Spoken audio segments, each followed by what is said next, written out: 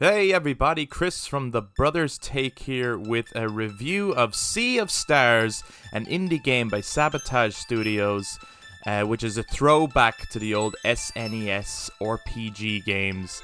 And let me tell you, even with 2023 being so jam-packed with huge blockbuster Game of the Year contenders, this game has stood out as one of my favorite games of the year. I rolled credits on it just the other day, and at the end, I thought it had quite an abrupt ending. I was left a little bit disappointed, but when I think of the journey overall, I have nothing but fond memories of the journey as a whole, and I feel like the game was very much about the journey and not about the destination.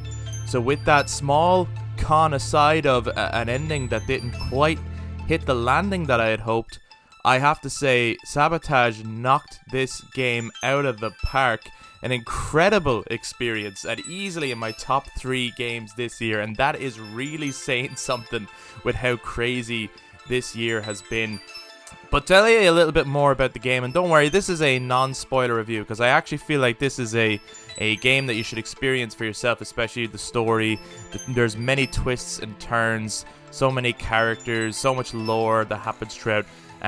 Which is why as well in the video version of this review I'm only showing content that was released already with the demo, because that's all early game stuff, and when they put it out in the demo it means the stuff that they don't mind you seeing.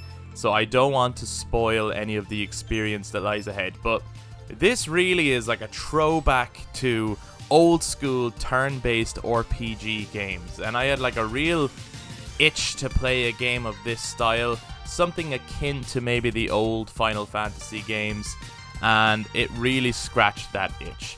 I mean, the turn-based battle system here is very reminiscent of Final Fantasy X.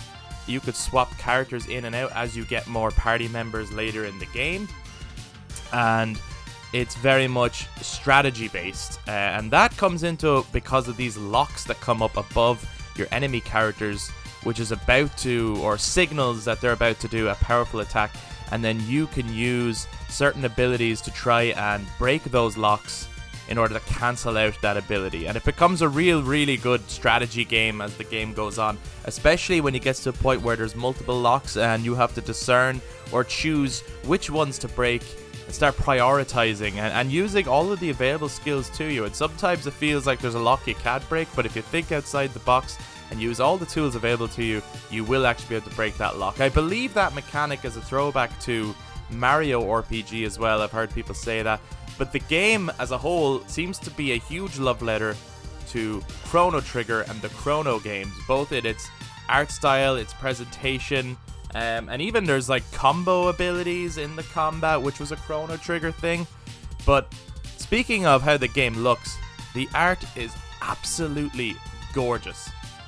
There's a couple of cutscenes throughout that are fully animated that are just beautiful, but the actual pixel style art that they've gone for here is incredible. It looks amazing, and they have aced the lighting, which they give you full control of at times. Later you'll have an ability where you can alter the time of day, and you can see the lighting shift as you do it. It is absolutely breathtaking to watch, and they have just really animated these characters incredibly well. There's a lot of charm to this game.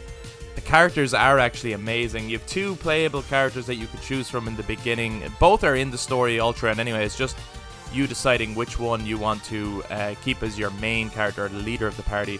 Zale and Valir, 2 Solstice warriors who are out on a quest to destroy the minions of the Fleshmancer. And that's as much as I'll say about the story. After that, you gotta discover it for yourself. Big quest. But these 2 characters, their abilities are really awesome. But the characters themselves are a little bit stale. They're not the most interesting characters. It's the characters around them who are really the interesting ones. Specifically, their friend Garl, who is really the heart and soul of the party and of the story. He's a warrior cook. He's basically Samwise Gamgee from The Lord of the Rings, and he is amazing. You can't help but like the guy. He's maybe like, he doesn't seem to have like any kind of dark vices or anything like that. He's overly optimistic, very caring, but you can't help but love that. He's a good-natured person, and all he wants to do is help his friends at any cost. and he has an amazing arc throughout the story. Another great character is Sarai, who I won't tell you too much about, but I really enjoyed her arc, and she's an incredibly pivotal part of the story as well, and she will come into it later. And then I won't spoil the other party members, because even I didn't know where they were going to come in. I think the more blind you go into this game, the better, because this recaptured that feeling of when I was younger, playing like Final Fantasy games and not knowing much about what was going to happen and not knowing how long it was going to be. Therefore, I mean, if you look it up and you know how many hours it's going to be, you can kind of judge that, okay, there's going to be a lot more, and this is obviously not the end of the story. But if you know nothing, there were many points in this story where I thought, okay, we are gearing up to the end. It feels like the end, and a whole new twist or turn had happened, and actually it's like, no, the game has just started. And that would happen multiple times, where until eventually I was like, oh my god, I have no idea where this game is going to go, where else I'm going to go. There was lots of incredible locations and characters, and it's just such an amazing journey. And that paired with the combat, and as well the light puzzle solving mechanics, just makes this a really fun gameplay loop, you know? Every dungeon is paced really well between solving puzzles, fighting enemies, and usually culminating in some epic boss fight where you have to use all of your available tools at your disposal, especially up to that point, to take on these huge bosses that are animated so well and have like incredible abilities that they're going to throw at you, and it's just a great animated spectacle right in front of you. And it's helped in a huge way by the music. Holy shit, the score to this game is incredible. It's largely credited to Eric W. Brown, right? Who's, well, I've seen as well Yasunori Mitsuda. His name gets thrown out there a lot because he's kind of a legendary composer. He worked on the original Chrono Trigger, so they were obviously honored to have this guy on because they clearly love Chrono Trigger. And clearly that is one of the biggest influences on this game, both aesthetically, narratively, etc. But he's also worked on the Xenoblade games, so he did contribute 10 tracks to the game, and they're all amazing. But I just want to shout out this Eric W. Brown guy, because he composed most of the game, and the score is fucking amazing. It's actually incredible, and I really hope that his name gets known, and I hope that this score gets some recognition at the various game awards that are going to come up later in the year. Whether it's the, Jeff Keighley Game Awards, or whether it's, some of these other game awards that other crowds run. I do hope that Sea of Stars, for its music, gets considered up there. There's so many genres. It's very throwback to old school JRPG kind of music, but it's also done with there's a modern production style to it too. It's great. And not only is it just, your overworld music, which, by the way, there's an overworld. That's great. As you're going between the key locations, there's that overworld, and you're big on the map. It's just a cool throwback thing, and the technology is there. They don't have to do it. It's purely a stylistic thing, and it's so cool. It's so throwback. So you have that, and then you obviously go into the key locations, and then it brings you right in down to scale to how big those locations actually are. But so the music throughout, in every location has its own distinct music. Then there's a great battle theme, a boss theme, and then there's various other boss themes for significant bosses, and it's just, the music never lets down throughout. And there's even different variations of music tracks depending on time of day or whatever's going on in the story as well. It's amazing. And there's so much side content too.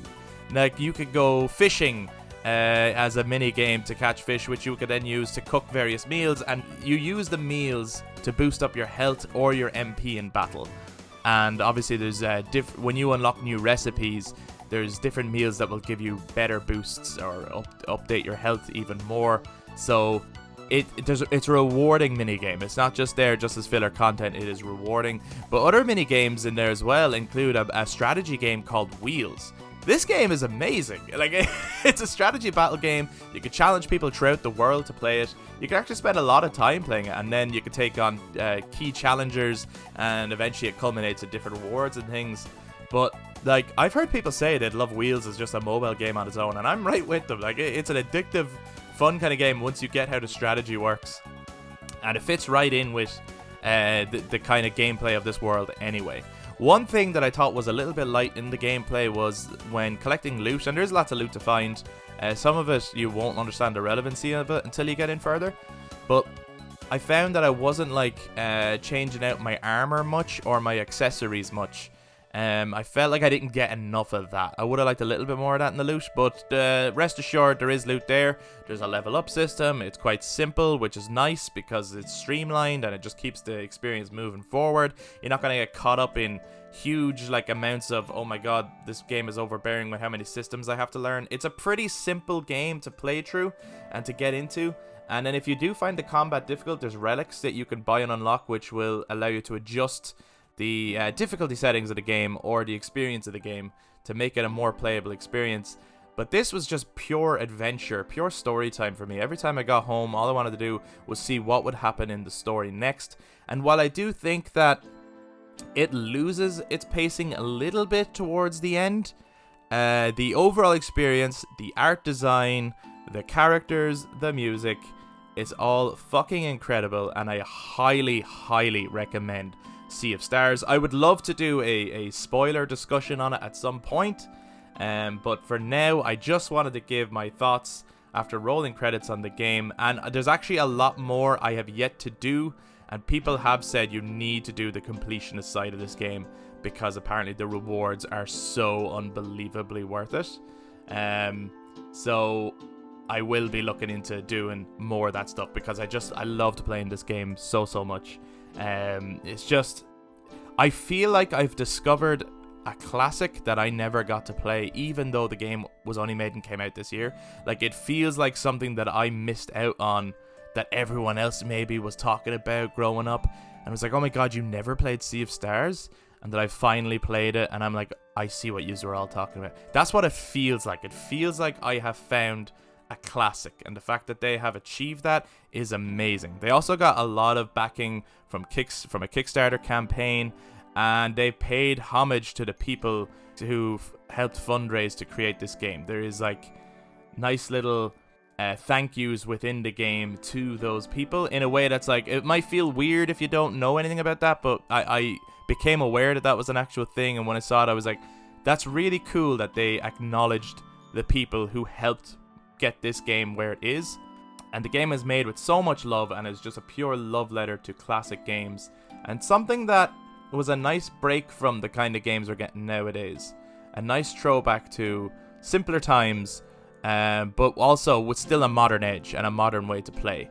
It gets rid of some of the things that maybe you wouldn't have liked from older games. Like, it still has some modern conveniences, but it also touches on those great storytelling key elements that used to be there in older games, and it's an absolute joy to play. So it's available on Game Pass, it's available on PS Plus if you have those, but otherwise it is available on PlayStation, Xbox and Nintendo Switch.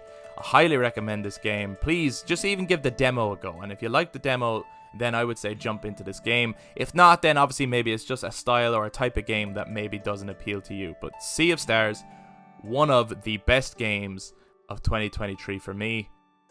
Highly recommend it. But those are just my thoughts on Sea of Stars. I would love to hear from you guys. If you have played it, please jump down in the comments to share your thoughts if you guys are watching this on YouTube. And please give this video a thumbs up, hit subscribe, ring the notification bell for all future content. I would love to do a full spoiler discussion of this game and its story. So maybe I can try and link up with someone who has finished it and played it, and we can get that going. And to those of you who are listening on audio platforms, please touch base with your thoughts on social media, Facebook, Instagram, and Twitter at The Brothers Take, again, to give your take on Sea of Stars. Well done, Sabotage Studios. You absolutely killed it, and I will be keeping an eye on this studio for its future games. Thank you very much for checking out this bonus review. We'll be back to talk to you guys next time.